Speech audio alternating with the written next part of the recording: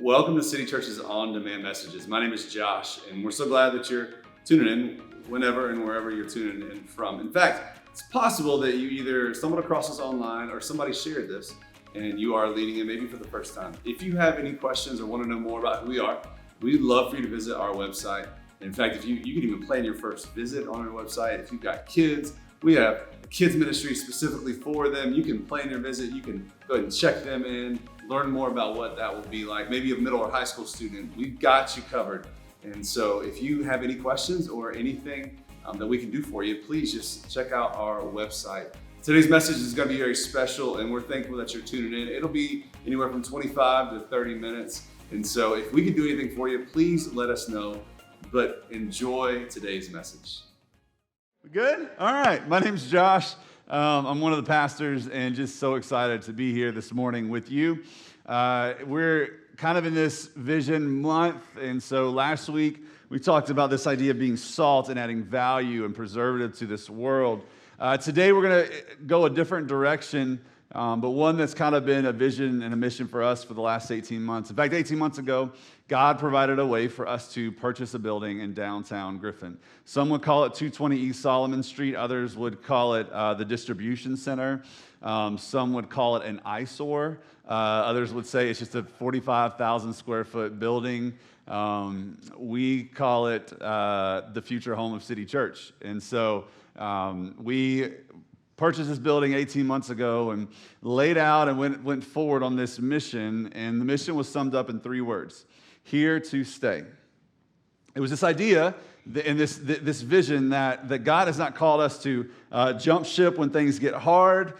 He hasn't called us to, when things get tough, that we go a different direction. No, Jesus. In fact, we believe that Griffin needs the staying power presence of Jesus' church. And so for us, a way of doing that, not the only way, but a way of doing that was saying we're going to go in the middle of the city where the most people are and where it's the most densely populated area of our community. And we're going to plant roots down deep at 220 East Solomon Street. We are going to be here to stay. Here's what I've learned over the last 18 months. That here to stay sounds good, but it demands something different. There's a difference between starting power and staying power. Anybody can start something, but it takes a little bit more to stay. I mean, we know this. Like, there's something powerful if you're in a friendship or maybe a marriage and you mess up, you screw up or whatever, and your spouse looks at you and says, hey, no matter what, I'm here to stay. Like, this powerful. It's powerful. When someone, when you hurt someone or you do something and a friend or whatever, and you look at that person and you say, hey, no matter what, we're here to stay. These words came from an interaction that I had with someone in our community when something, just rough happened in our community, and they said, hey, now because of what you've seen this community is like, you're not going to want to have anything to do with us. And we were able to look back and say, hey, we're not going anywhere. We're here to stay. It's powerful words, but it demands something different. It demands a staying power, not a starting power. And there's a big difference. I love, my family loves this show called Shark Tank. Anybody in here? Okay, yeah, let's go. Okay. I'd like to offer you 10%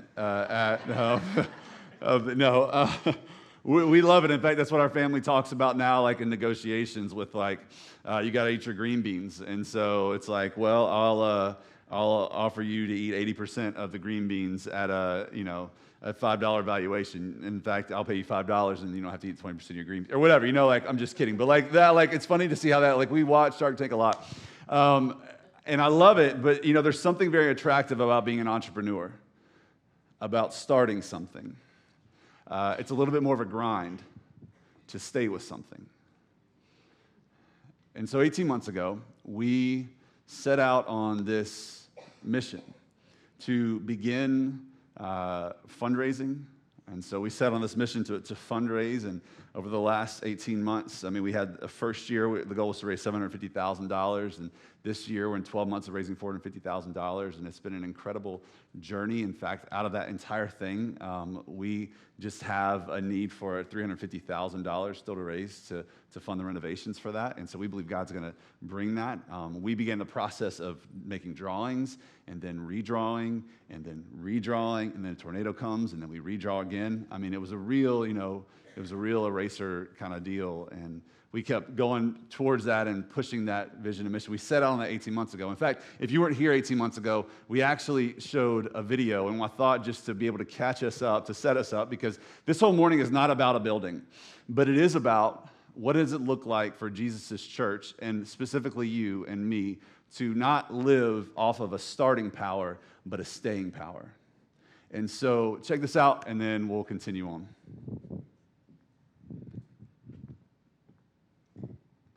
March 17th, 2019, we began on a journey of inviting people into a space off of 1941 to worship, to gather, and to meet Jesus. But this movement didn't begin in 2019. In March of 2017, I pulled into this parking lot for the very first time. It was in a season in our life where we felt like God may be calling us into something new, calling us out of where we were into something fresh, and to start something new and potentially start a church. And so in this parking lot, for the next 3 months, almost every day, I would pull in and I would park and I would just sit and bring my questions and my fears and my worries and my doubts, my frustrations, my laughter, my tears, and if you know me, it was a whole lot of tears. And I would bring them to God, and He would meet me here. And ultimately, over those 3 months, God would take those moments and start and turn them into a movement in my life. A movement that would ultimately lead us to start and be a part of planting a church that is for Jesus, for all people, and for our city. A Jesus movement that awakens the soul in the city. And about a year after those moments in this parking lot, we would have our first movie in the park, about a block behind me, and see the beautiful diversity of our city, where people from different walks of life and past and different colors of skin and age would all come together and celebrate. It was this incredible moment where we got to experience just what God was beginning to do.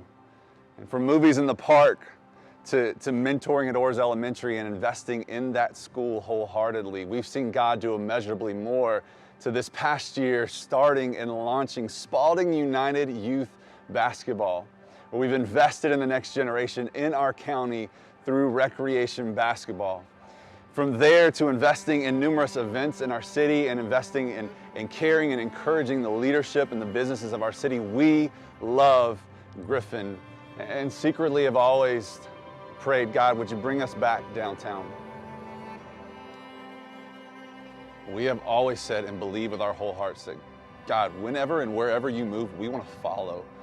Over the last few years, as we've invested in our city and we've seen this Jesus movement grow, we knew that one of the next steps for us was a new location. And so over the last year, we've been praying and looking, and honestly, haven't found really anything until one day, in a way that only God could set up, we met someone that would tell us about the property that we stand on right now.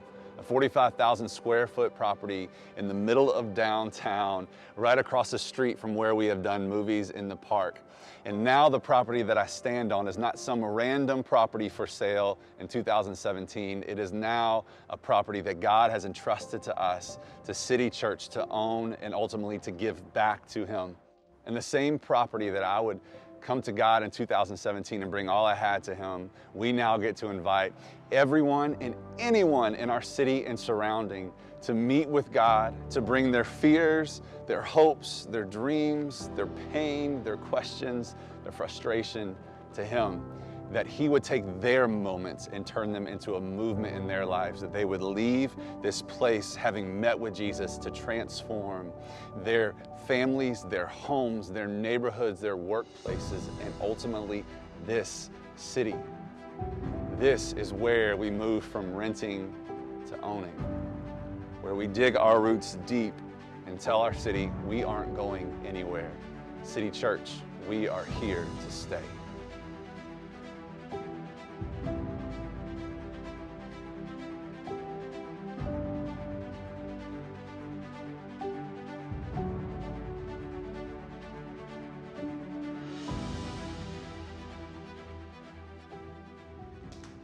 Hey, there we go. So we showed that for the first time 18 months ago.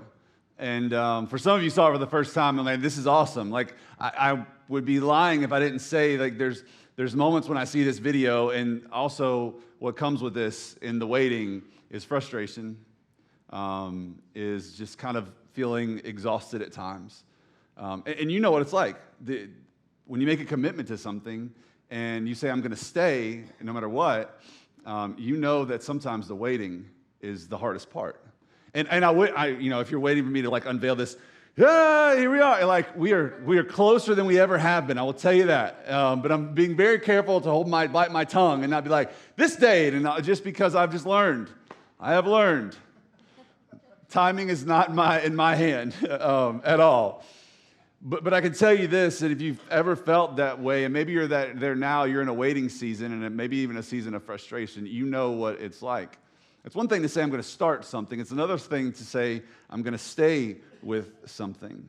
I mean, staying power, the actual definition is the ability to maintain a commitment despite fatigue or difficulty. You see, we are great at celebrating beginnings, birth, weddings. In fact, we are really good at celebrating endings, retirements, funerals. We aren't great at celebrating the middle. Falling in love is easy. Staying in love is challenging. There's a couple of you that want to be like, but you're worried what your spouse is going to do in that moment, right? But it's true, right? Like, let's just call it what it is challenging. Having a dream is easy. Staying committed to that dream is difficult. And at the end of his life, there's a guy in the Bible named Paul, the greatest, arguably the greatest church planner of all time. And he writes these words in this letter that he writes to this guy named Timothy, and he says this. He says, I have fought the good fight. I have finished the race. I have kept the faith. I mean, think about it. To get to the end of our lives and be able to say those words, right? Like, I did it.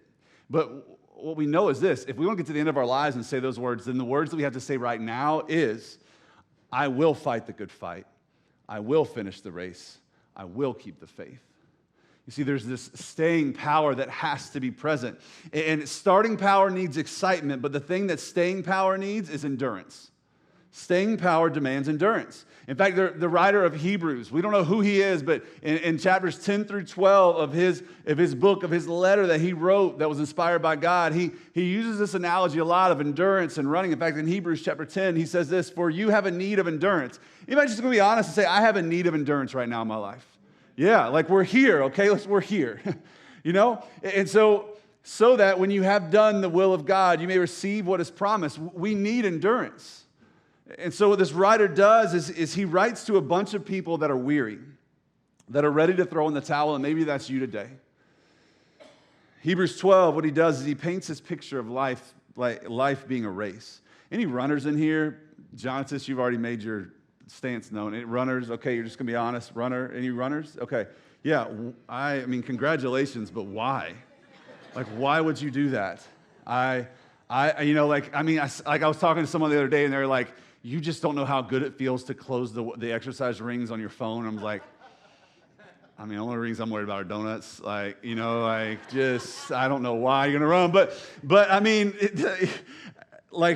this is what the writer says. And so kudos to you if you're a runner. You're going to take a lot from this. The rest of us, hopefully, we get something from it. But here's what the writer says in Hebrews chapter 12, verse 1. He says, therefore, since we are surrounded by so great a cloud of witnesses, let us also lay aside every weight and sin which clings so closely, and let us run with endurance the race that is set before us. So something that's incredibly important. So we want to get to, let's run, but we got to start in the beginning. Something that's super important to see here is there is this great cloud of witnesses. And so, I've read it as just people always cheer me on, go, go, go. And in fact, I mean, this witness can mean so many different things, right? Like you have an eyewitness to an accident, like you saw it. You can witness to your friend, like you were speaking.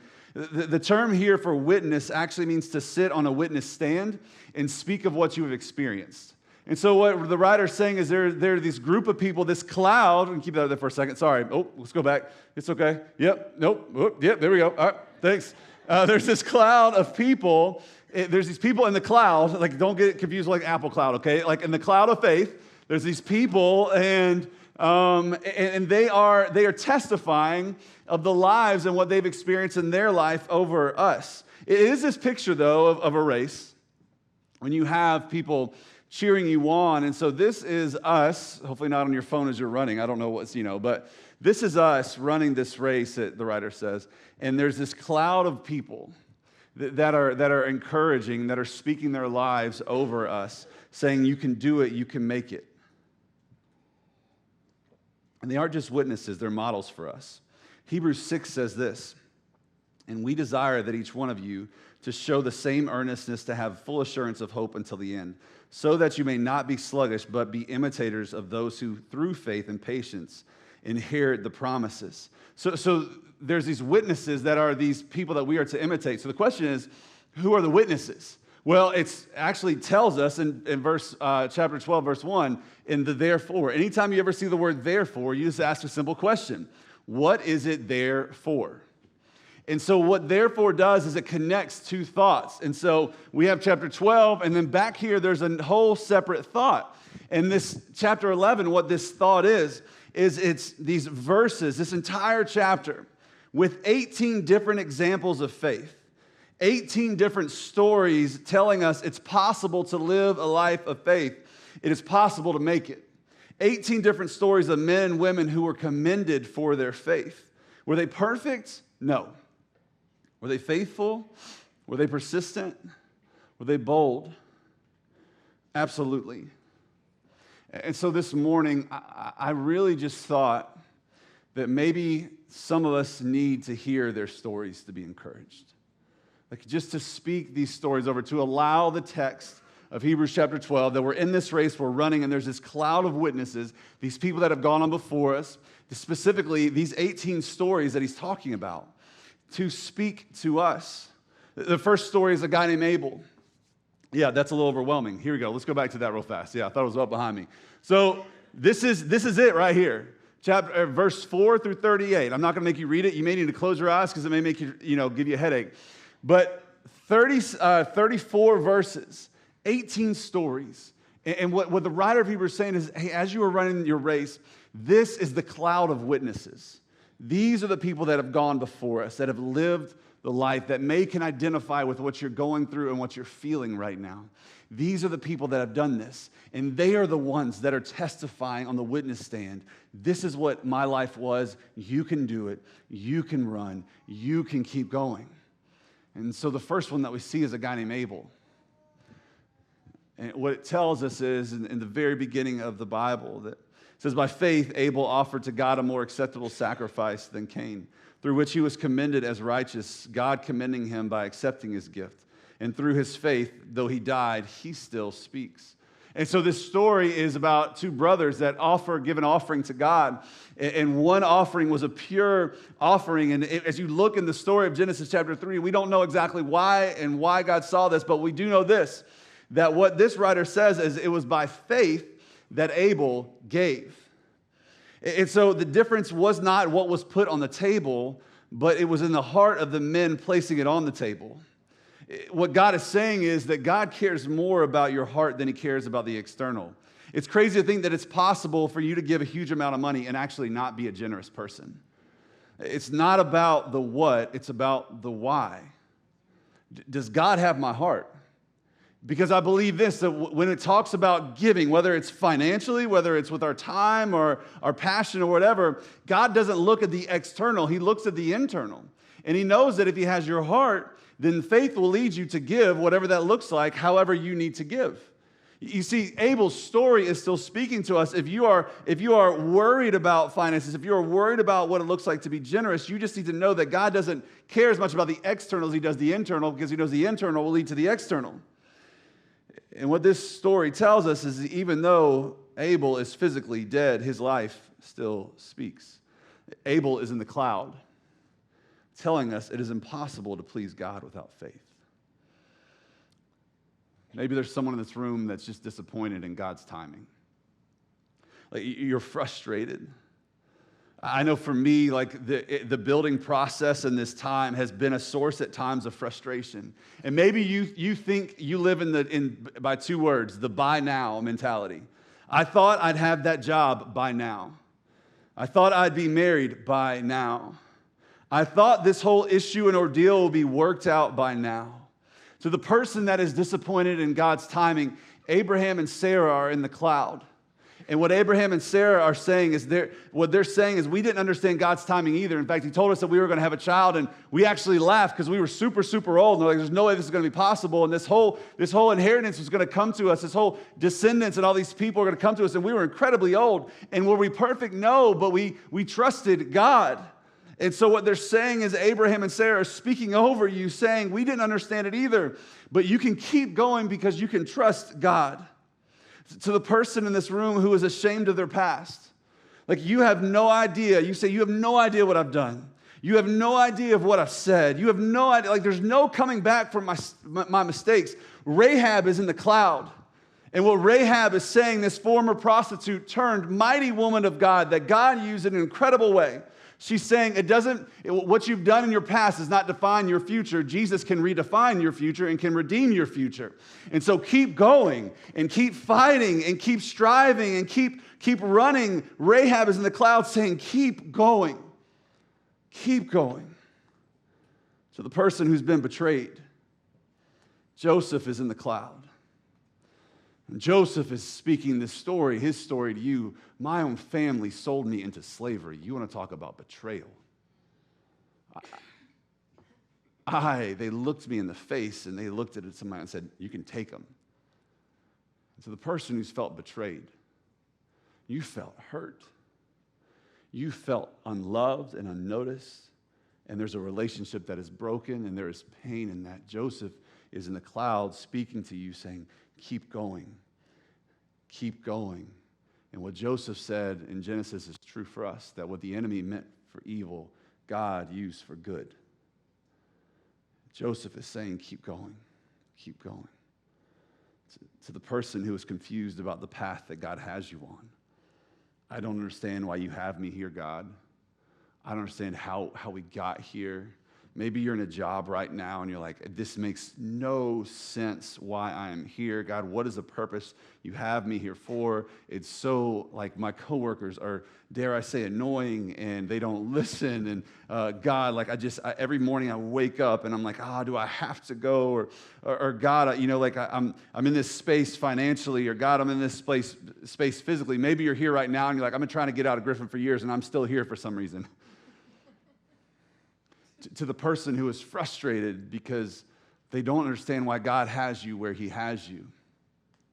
Well, Moses is in the cloud, speaking his life over you, saying, for 40 years, I led a bunch of complaining people through a wilderness.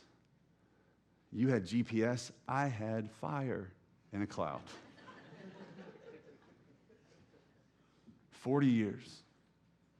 Frustration, complaining. Moses is in the cloud speaking, and he's saying, we didn't know how we were going to get there either. But because God is faithful, he got us exactly where he wanted us, when he wanted us there. 18 stories.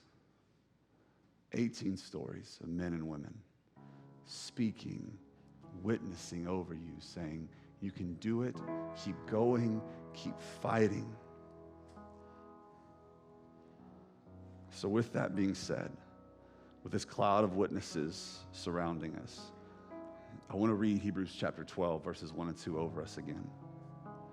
Therefore, since we are surrounded by so great a cloud of witnesses, and I hope you hear them right now, let us lay aside every weight and sin which clings so closely, and let us run with endurance the race that is set before us. So that throw off this idea of laying aside every weight and every sin, since there's these people that are saying, keep going, keep going, keep going. So because of that, because you can keep going, because you can keep running, because you can keep fighting, because you can keep going, says, okay, because of that, so lay aside every weight and sin. So the question we have to ask is does this help me run well?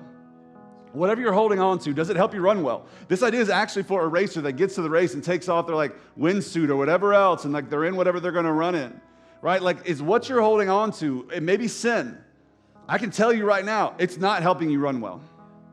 If it's a sin in my life, if there's sin, it's not going to help me run well. So he's saying, if there's sin in your life, it's not going to be run. So lay it aside. But he also says anything that slows you down. So there's things in your life that aren't necessarily sin, but they're not helping you run well. There's things that aren't helping you be the person that God's created you, the husband or the wife or the friend or the family member, the father, the mother, whatever it is. Like, there's things in your life that aren't helping you be the generous person that God's called you to be, helping you be the bold person, the courageous person that God's called you to be. And so if it's not helping you run well, then the writer's saying, just get rid of it. Just throw it aside.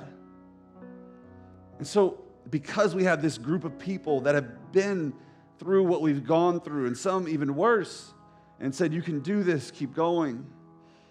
Hey, whatever's holding you back, just lay it aside and run with endurance the race that is set before them, looking to Jesus, the founder and perfecter of our faith, who for the joy that was set before him endured the cross, despising the shame, and is seated at the right hand of the throne of God. So if you're here and you're discouraged and you're ready to throw in the towel, not only are these witnesses saying, keep going, you can do it, keep going, but they're telling us how to do it. To let go of the sin, to let go of the things that are distracting us, and then look to Jesus. Look to Jesus. Look to Jesus. Person that's disappointed with God's timing, look to Jesus. Person that feels betrayed, look to Jesus. Person that feels like they're down and out and God can never use, look to Jesus.